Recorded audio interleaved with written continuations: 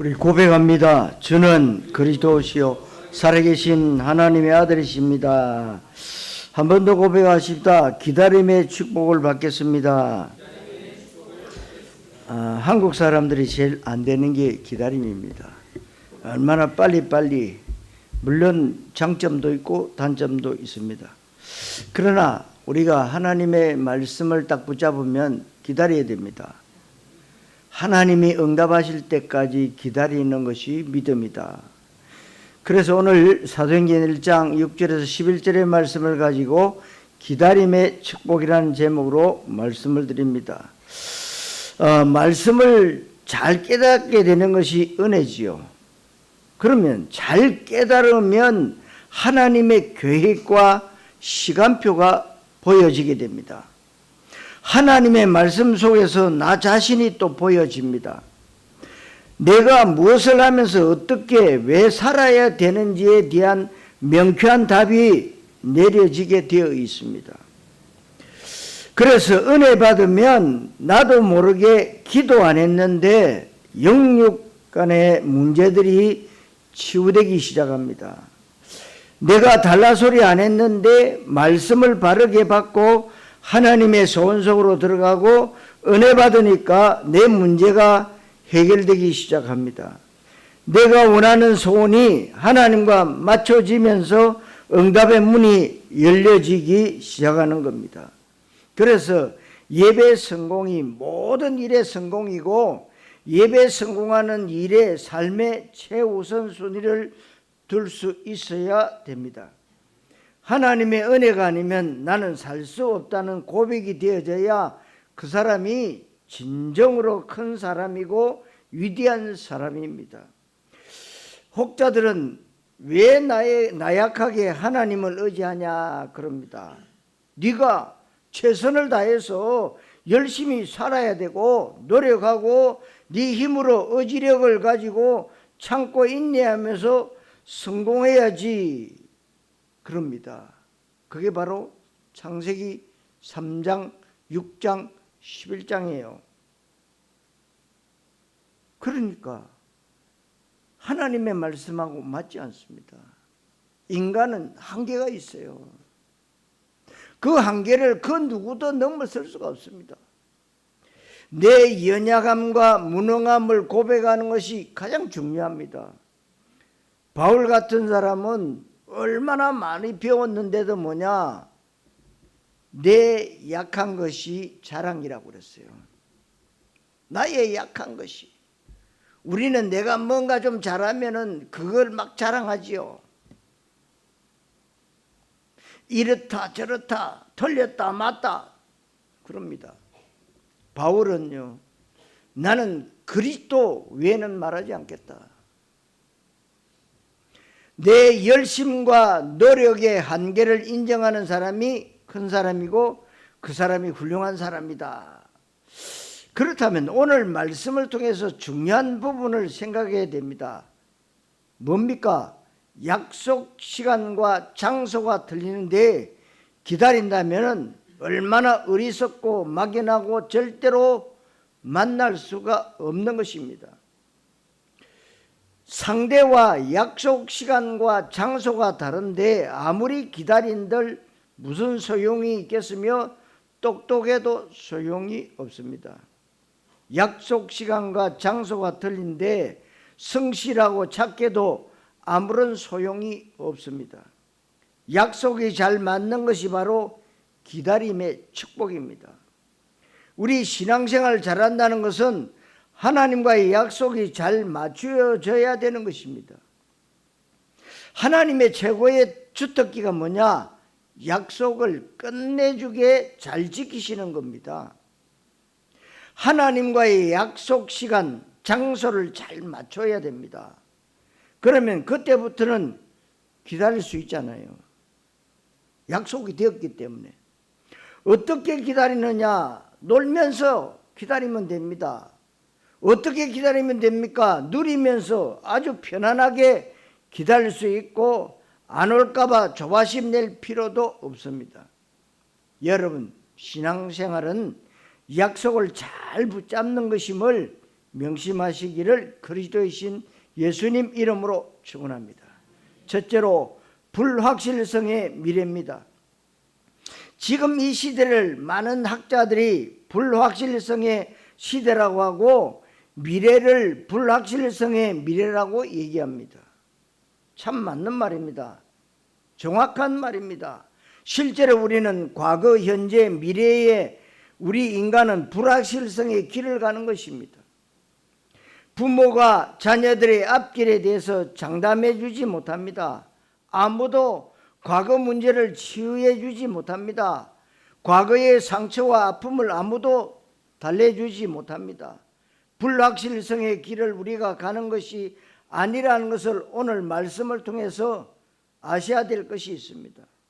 여러분, 공부 열심히 하고 귀향이면 공부 잘하고 책 많이 읽고 연구하고 노력하는 것 당연히 중요합니다. 그런데 전도서 12장 12절에 책을 쓰는 것은 끝이 없고 공부하는 것은 몸을 피곤케 한다고 했습니다. 책을 될 수 있으면 많이 쓰고 많이 읽어야 되고 공부를 될 수 있으면 최선을 다해서 열심히 하고 성적이 잘 나오도록 해야 됩니다. 노력하면 됩니다.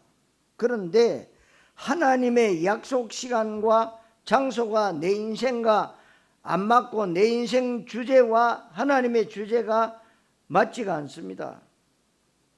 우리 인간에게 가장 중요한 가치가 그리스도와 하나님의 나라인데 이걸 모른 채 책 읽고 공부하는 것은 몸을 피곤하게 하고 끝이 없는 것입니다. 이것을 우리가 반드시 알고 열심히 살아야 됩니다.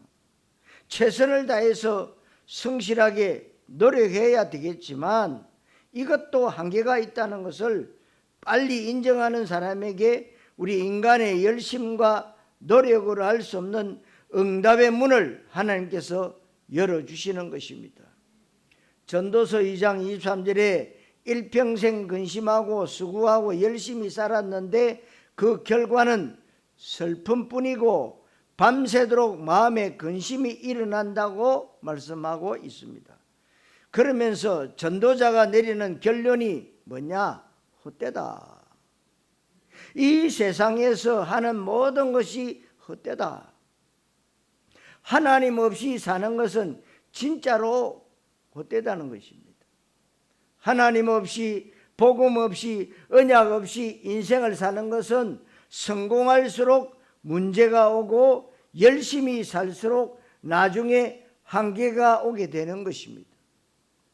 그것뿐만 아닙니다. 우리는 시간과 생명의 한계를 인정해야 시간과 생명의 한계를 뛰어넘을 수 있다는 것을 여러분들이 알아들으셔야 됩니다. 세상의 종교인들은 못 알아듣는 얘기인데 시편 90편 10절로 12절에 우리 인생이 70이요 강건하면 80이라도 그 인생의 자랑은 수고와 슬픔뿐이요 신속히 날아가나이다 그랬어요. 그래서 세상 사람들이 말합니다. 나이를 빗대서요. 내가 벌써 50이 됐구나. 그럼 인생이 50km로 달려가는 거예요. 희한합니다. 10대나 20대는요. 빨리 내가 부모님 곁을 떠나서 내가 자립해야 되겠다. 그런데 세월이 안 간대요. 근데 나이가 들을수록 세월이 얼마나 빨리 가는지 말이요. 70대이신 분은 뭐요? 70km로 달려가는 거예요. 80대시면 80km로 달려가는 거예요. 세월이 아깝다. 여러분, 하나님 없이 우리가 나이 많이 먹었다. 아무 소용이 없습니다. 그래서 성경은 청년의 때에 창조자 하나님을 기억해라 그랬어요.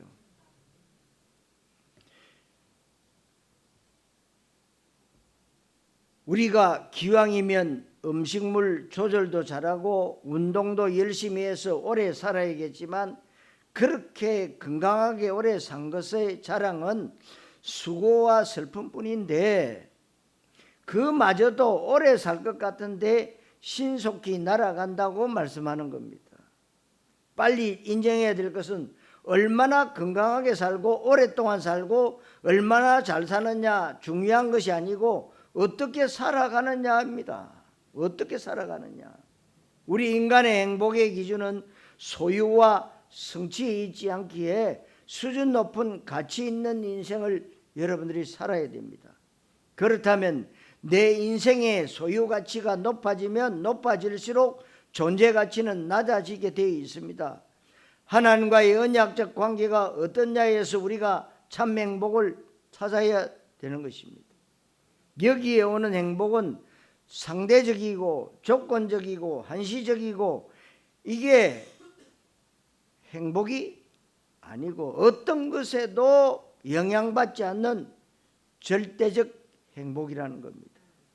그런데 소유 가치가 높다, 성취 가치가 높다, 얼마나 많이 가졌고 아파트 평수가 얼마고 얼마나 좋은 차를 타고 연봉이 얼마나 높고 어느 정도 되면 만족하겠느니까 그래서 이 땅에는 참 행복이 없습니다. SNS 보니까 50억짜리 사는 연예인, 60억짜리 사는 연예인, 70억짜리 사는 연예인, 150억짜리에 사는 연예인 쭉 얘기를 하더라고요. 그러면 저와 여러분들은 몇 억짜리 사십니까? 10이 없는 분도 계시는데요. 그것이 행복이 아니에요. 여러분들이 조금 방 한 칸에 살다가 방 두 칸집에 가면 굉장히 행복해요. 그런데 조금 시간 지나면 좁아 보이죠. 그러니까 인간의 욕심은요 한계가 없어요. 하나님은 우리에게 존재 가치의 행복을 주셨습니다. 내가 하나님과의 언약적 관계가 바르게 되어 있으면 초가삼간 그 어디나 내 주 예수 계신 곳은 하늘나라라고 했습니다. 아멘이십니까? 실패해도 성공해도 어떤 환경이 와도 괜찮은 것입니다. 여러분들이 이걸 빨리 인정해야 야고보서 4장 14절에 너희 생명이 무엇이냐, 너희 생명이 잠깐 보이다가 없어지는 안개니라. 안개는 반드시 없어지는데 안개를 염려할 필요가 없지요. 우리의 생명이 그렇다는 것입니다. 성공도 마찬가지로 누가복음 12장 20절에 스스로 성공했다고 자부하는데 왜 성공했냐? 그 당시 농사를 짓는데 여러 해 설 물건을 창고에 가득히 채워놓은 겁니다. 지금으로 말하면 원하는 대기업에 취직했고 연봉도 좋고 결혼도 잘했고 근사한 집도 장만했고 가정도 화목하고 잘 삽니다. 이때 예수님께서 어리석은 자여 네 영혼을 오늘 취하여 가리니 네가 쌓아 올린 그것이 다 누구의 것이 되겠느냐? 누구 것이 됩니까? 그 이건희 회장이 죽기 전에 SNS에 올린 글도 있더라고요. 내가 그토록 아끼던 이 자동차 키는 누구에게 가겠냐? 응? 내가 이뤄놓은 이 기업 누구에게 가겠냐? 아무 쓸데가 없다. 편안하게 누리라. 왜 그렇게 아웅다웅 그렇게 살았는지 모르겠다. 여러분, 그게 인생입니다. 여러분, 성공이 아닙니다. 실패가 아니라는 사실을 보는 눈이 열려져야 됩니다. 왜 그렇습니까? 이 세상은 감옥이에요. 감옥에서 아무리 잘났다 못났다 많이 가졌다 적게 가졌다 내 거 아니잖아요. 여러분들이 죽어서 갈 때 한 푼도 못 가져가요. 아무것도 못 가져가요. 왜요? 내 거 아니기 때문에. 주인은 하나님이십니다. 그분이 바로 창조주 하나님. 우리의 성공과 실패의 기준이 떡이 되면 안 된다는 거예요. 돈 많이 벌어요. 창세기 3장이요. 창세기 6장, 11장. 돈 많이 벌어서 뭐예요? 2, 3, 7, 5천족 살리는 데에 쓰임 받으라는 거죠. 그것이 우리의 목표가 된다면 하나님은 어마어마하게 주실 거예요. 그러니까 록펠러 보세요. 교회를 2,000개 세웠다. 대학교만 24개 세웠다. 어마어마한 겁니다. 왜? 돈 많이 벌어서 하나님 앞에 드려서 모든 사람들이 뭐냐? 언약 잡고 예배하고 하나님 앞으로 갈 수 있도록. 네가 전도가 뭐냐? 네가 돈 많이 벌어서 하나님 앞에 드리는 것이다. 그래서 여러분들의 전도 캠프 인생이 뭐냐? 다음 주일날 또 말씀드리겠습니다만은요. 여러분들이 있는 그 현장이 여러분들의 전도 캠프 현장이에요. 막 돌아다니는 그 캠프 현장이 아닙니다. 여러분들이 있는 여러분들 렘트면 학생이면 학교 현장이 캠프 현장이에요. 직장 다니시는 분은 직장 현장이 캠프 현장이에요. 그래서 돈 많이 벌고 살겠다. 돈이 따라오지 않습니다. 소유와 성취가 우리의 모든 가치 판단의 기준이 되면 안 되고 하나님의 언약이 기준되면 아무것도 염려할 필요가 없는 겁니다. 그러니까 사람들이 이런 문제의 한계를 가지고 있기에 이 한계를 벗어나지 못합니다. 그러니까 기다림이 막연한 것이고 막연히 기다리는 것이고 근거 없이 대책 없이 기다리는 겁니다. 자기 나름의 신념과 주관적 확신을 가지고 기다리는데 그 기다림에 대해서 보정해 줄 사람은 아무도 없습니다. 대통령도 자기 확신을 책임져 줄 사람이 아무도 없는데 막연하게 기다림. 노력 안 하고 준비도 안 하고 과정도 생략한 채 한탕주의에 빠져 있는 사람도 있습니다. 그러니까 얼마나 세상에요 악한 사람들이 많은지 말이에요. 응? 모든 이들이 뭐요? 다 속이고 있어요. 여기 투자하면은 얼마를 남긴다. 돈을 얼마나 많이 뺏어 먹었는지요. 집을 수색하고 차를 수색했는데 돈이 몇백억이 나왔더라. 그것도 현금으로. 야, 세상적으로도 성공한 사람, 부자된 사람, 높은 자리에 올라간 사람, 소위 말하는 위인전에 나오는 분들은 반드시 과정이 있습니다. 그런데 한탕주의자들은 이 과정을 싫어합니다. 생략하려고 하는데 이 과정을 생략한 채 성공하려고 하는 마인드가 저주받은 마인드라고 봅니다. 그래서 그런 사람의 의식구조를 가진 사람은 시대를 망치고 그런 사람이 세상을 의지롭게 만듭니다. 그런 사람은 반드시 가정을, 사회 질서를 다 깨뜨리고 있습니다. 청소년들에게 이 해악을 끼치는 이런 한탕주의자들이 꽉 찼습니다.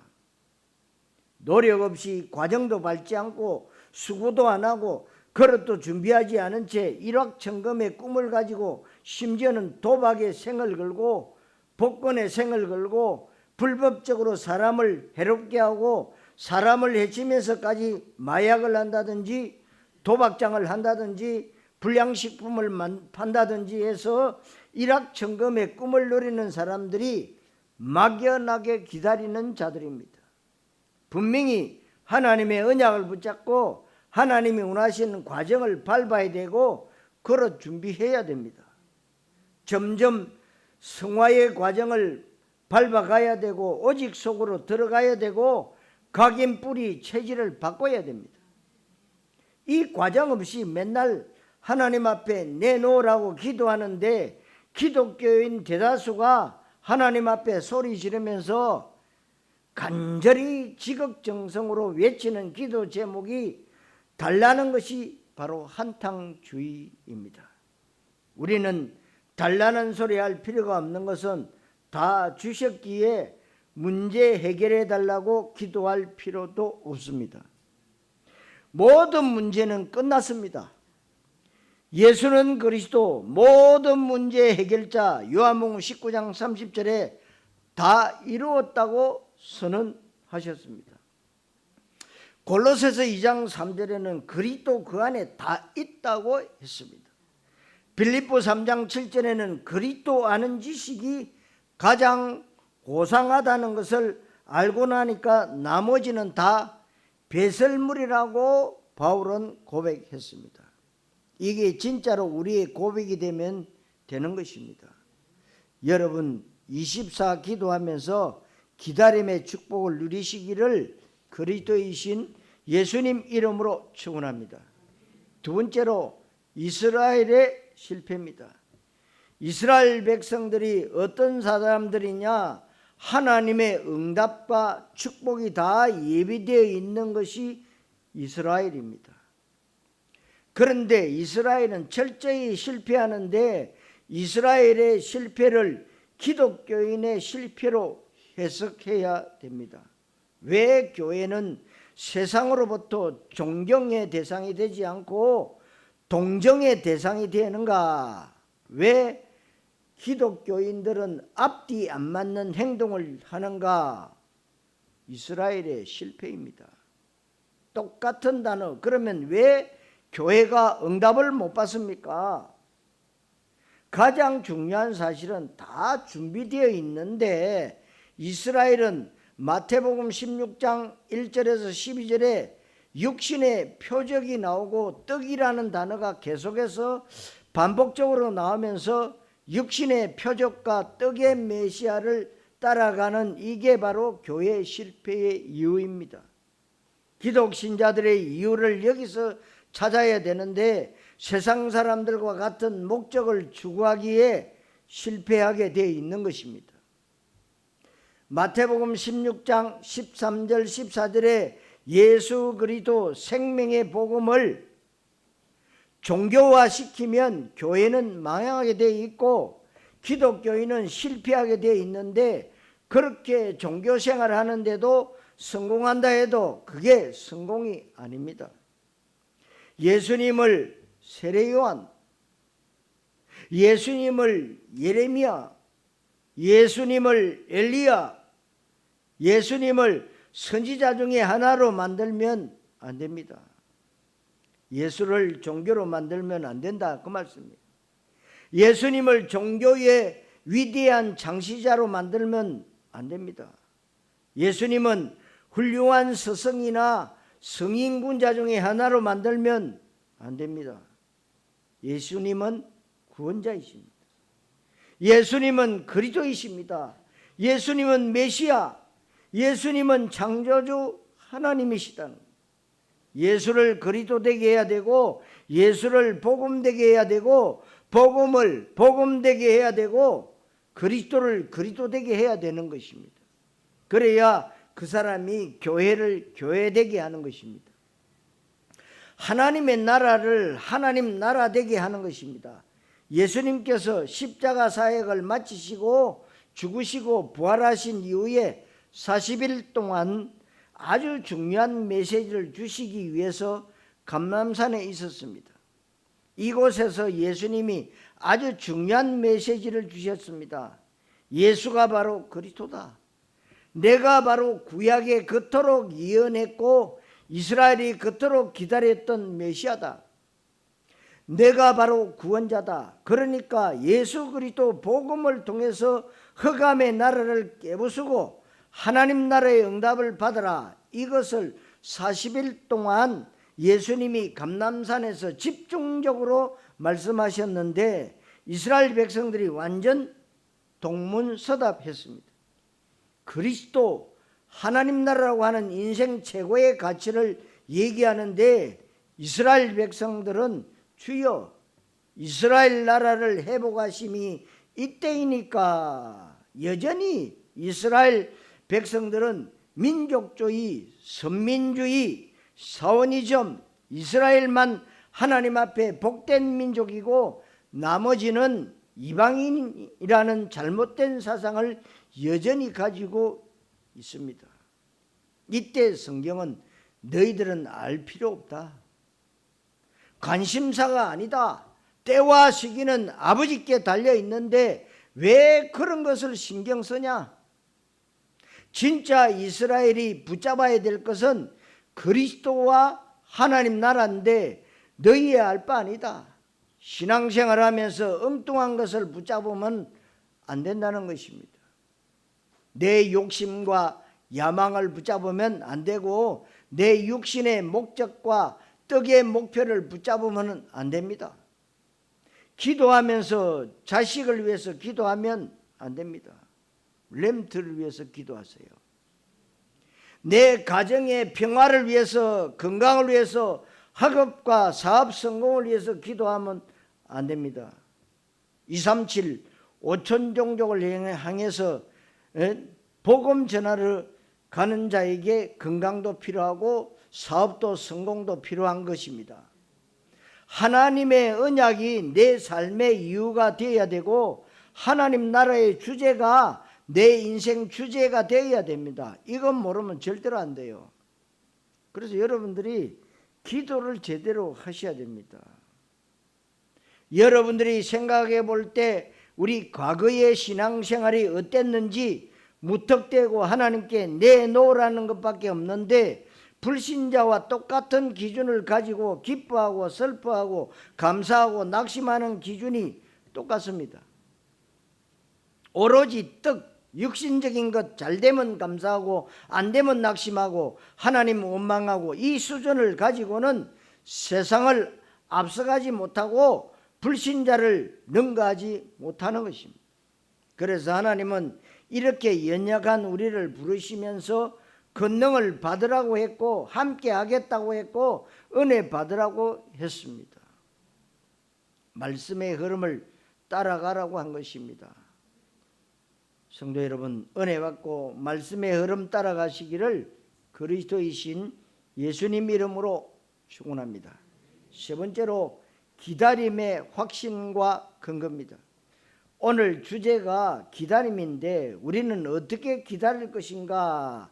기다림의 확신과 근거가 분명해야 됩니다.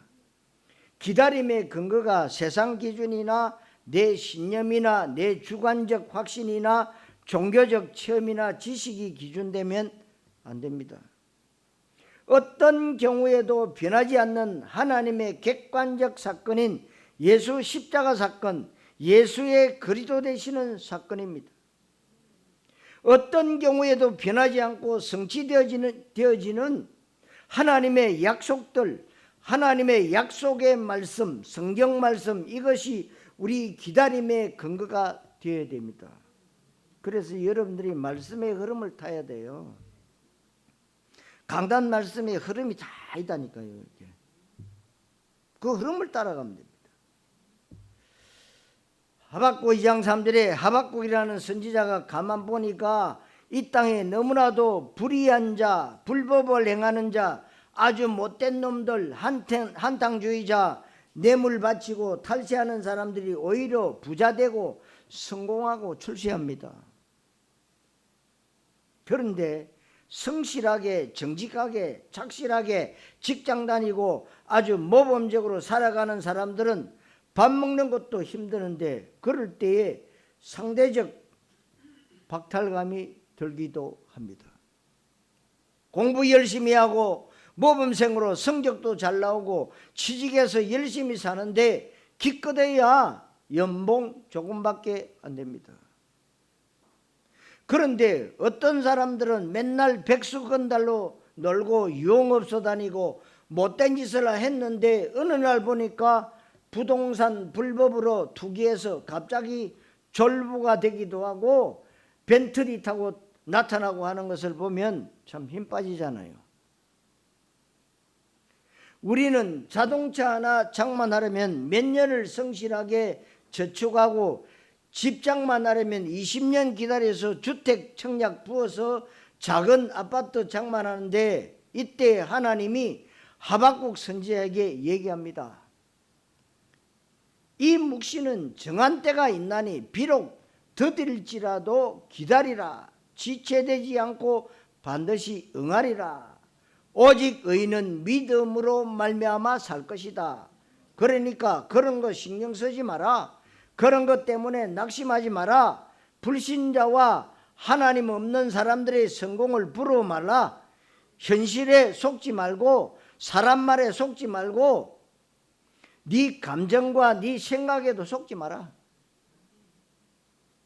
하나님의 묵시는 반드시 정한 때가 있다. 하나님의 시간표는 실수가 없으시다. 그러니까 더디다고 생각하는 것은 우리 생각이지 하나님은 절대로 지각하지 않고 지체하지 않고 가장 좋은 시간표에 가장 좋은 것으로 응답하실 것이다. 그러니까 오직 의인은 믿음으로 말미암아 살리라고 얘기했으니까 믿음 속에 들어가라. 그리스도와 하나님 나라라고 하는 하나님의 언약 속에 들어가기만 해라. 이거의 기다림의 축복입니다. 그래서 우리가 기다릴 수 있는 근거는 민수기 23장 19절 말씀처럼 사람은 약속을 안 지키기도 합니다.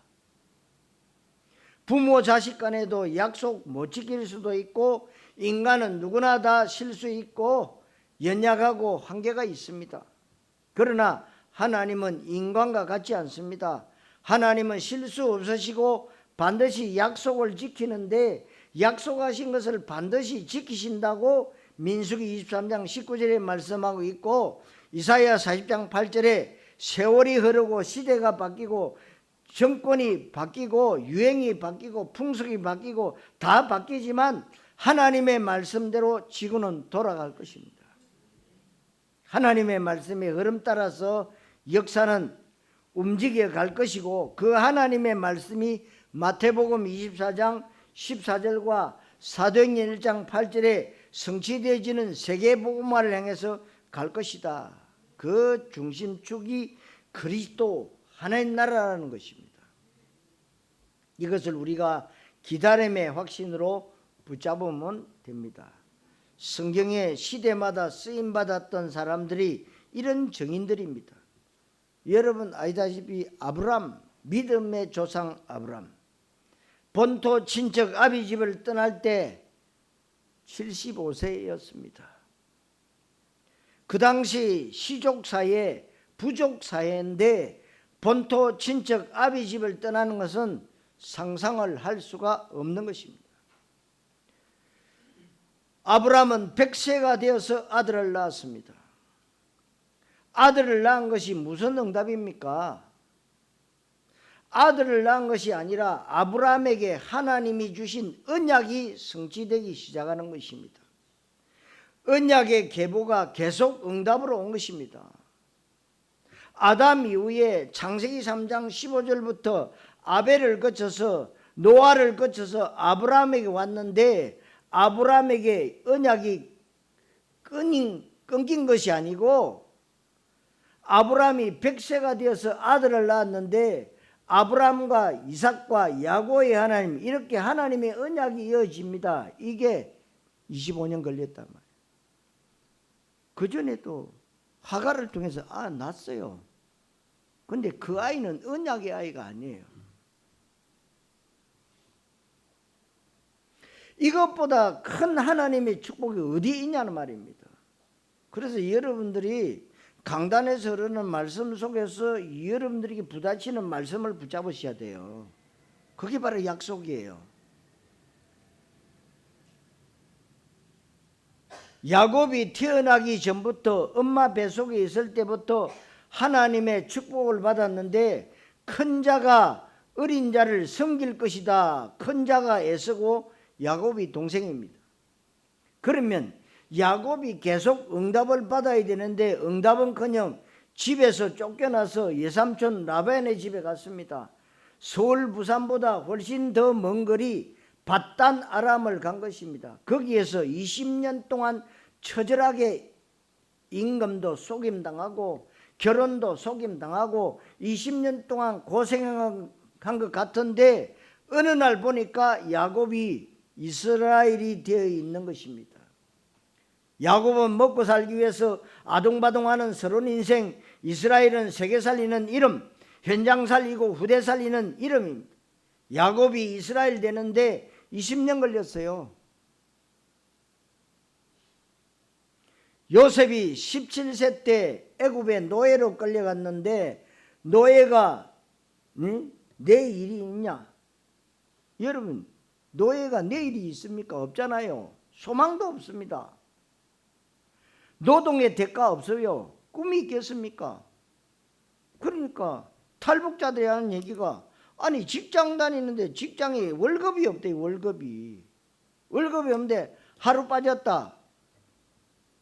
그러면 그에 해당하는 또 벌금이 나온대요. 아니 직장 다니는데 월급이 없다는 거예요.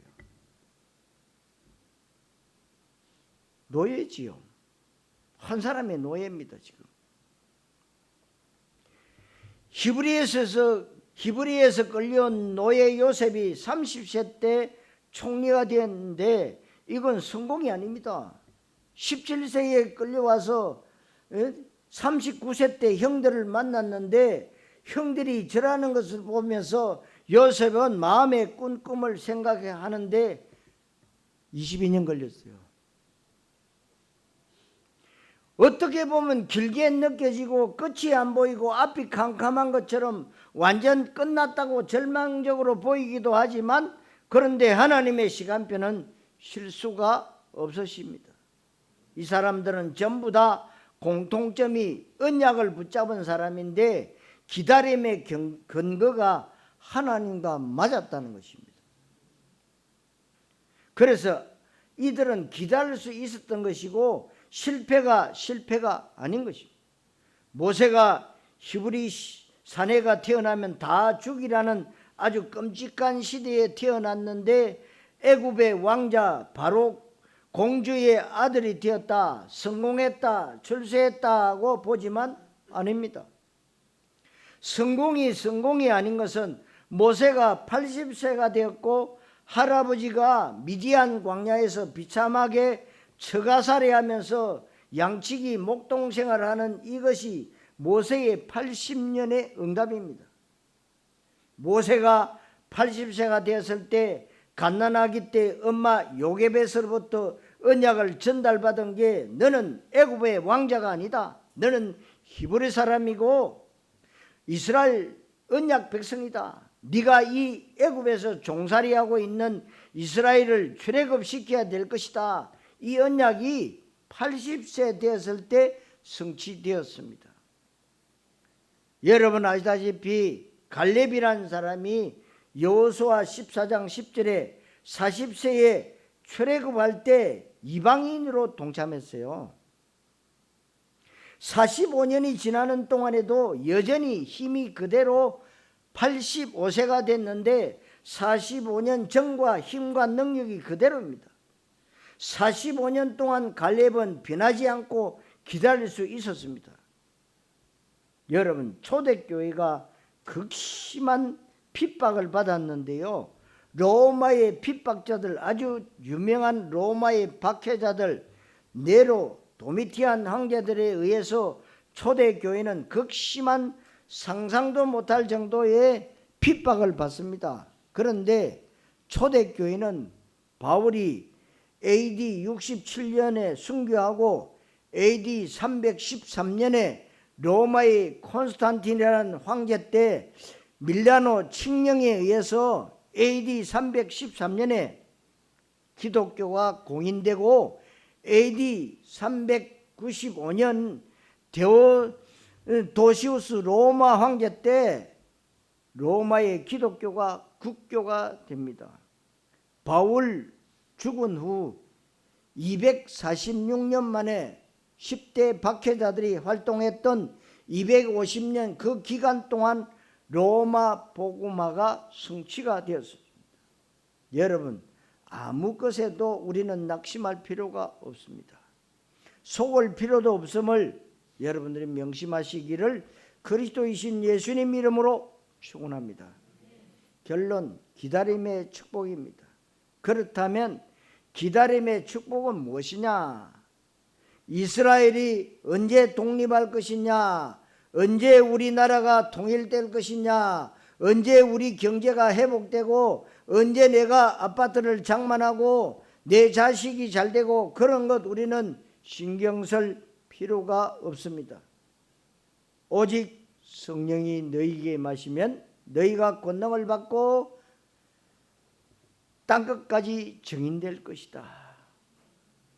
우리는 기다리면 됩니다. 우리는 막연한 기다림이 아니고 밤나무 상수리 나무가 배임을 당하는데 배임 당하는 것을 보면서 또 밤나무 상수리 나무 데려가면 안 되고 끝까지 살아있고 변절되지 않고 끝까지 가는 거루터기 램트 비전을 기다릴 줄 알아야 됩니다.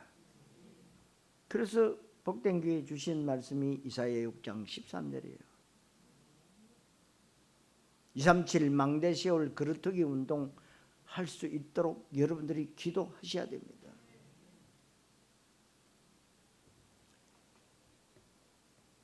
사도행 1장 8절이 성취되어지는 세계복음화, 마태복음 24장 14절이 성취되어지는 세계복음화, 그제야 끝이 올 것이다. 오늘 성경 말씀 11절에 갈릴리 사람들아 어찌하여 서서 하늘을 쳐다보느냐?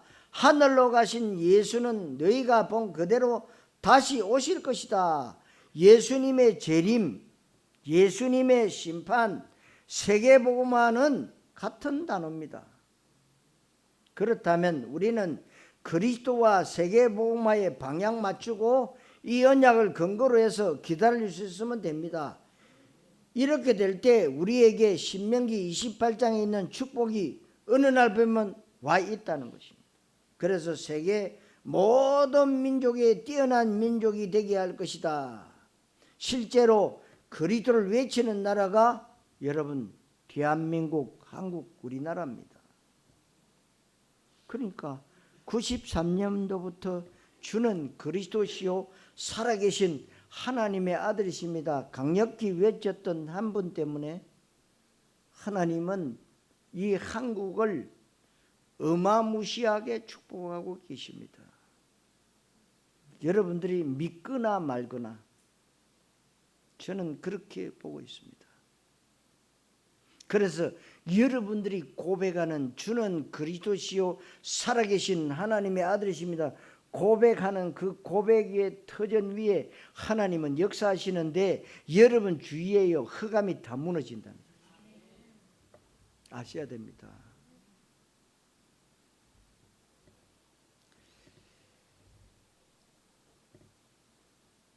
우리나라의 말씀운동, 다락방 운동이 성경적 전도가 여러분 시작이 됐단 말이에요. 우리나라가 어떤 나라입니까? 여러분들이 아는 것처럼 6.25 사변 이후에 지구상에서 가장 못 사는 나라였어요. 가장 저주받은 나라, 실제로 그랬습니다. 그러니까 1800년대에 그 서울 보니까요 형편없더라고. 전부 초가집이 초가집. 야, 그런데 1900년대에 올라서 보니까 뭐요? 와, 그 서울역 그 옆에 좀 지나면 염천교 그 모습이 보이는데요. 완전히 다른 거 있죠.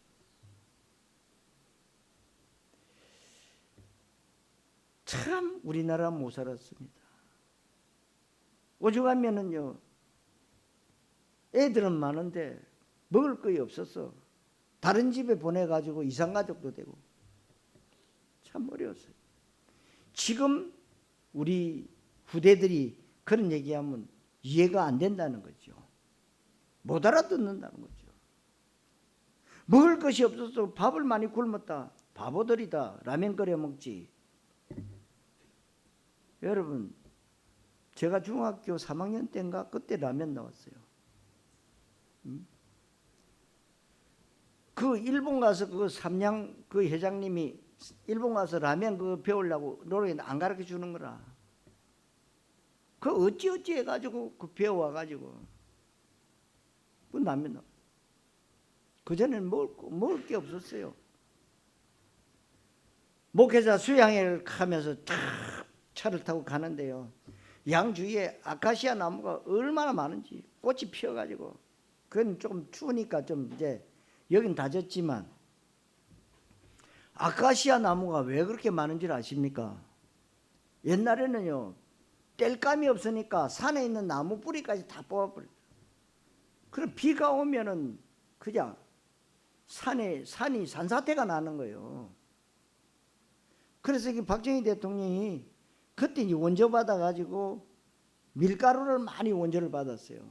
그래서 그 사방공사 가면은 이제 나무 심고 오면은 그 밀가루 한 대씩 주거든. 그럼 그걸로 이제 먹고 살고 그랬는데, 근데 가장 뿌리를 든든히 박는 나무가 아카시아 나무예요. 그래서 아카시아 나무를 많이 수입해다가 아카시아 나무를 많이 심은 거죠. 그래서 그 옛날을 상상해 봤어요. 야, 우리나라가 이렇게 잘 살구나.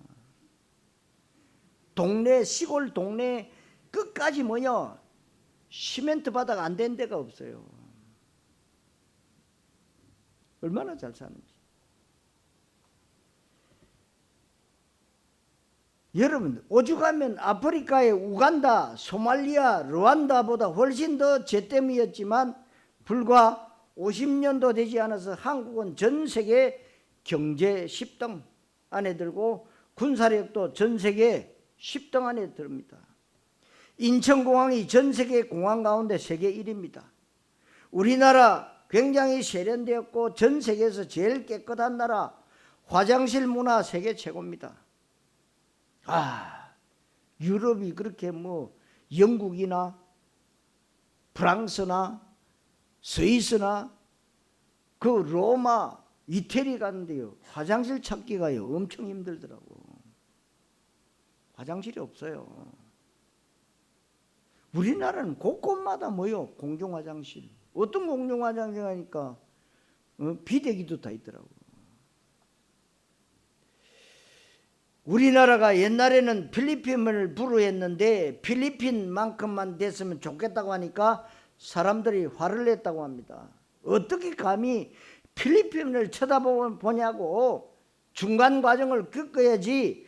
필리핀보다 현재 우리나라가 14배 잘 산다는 통계가 나왔어요.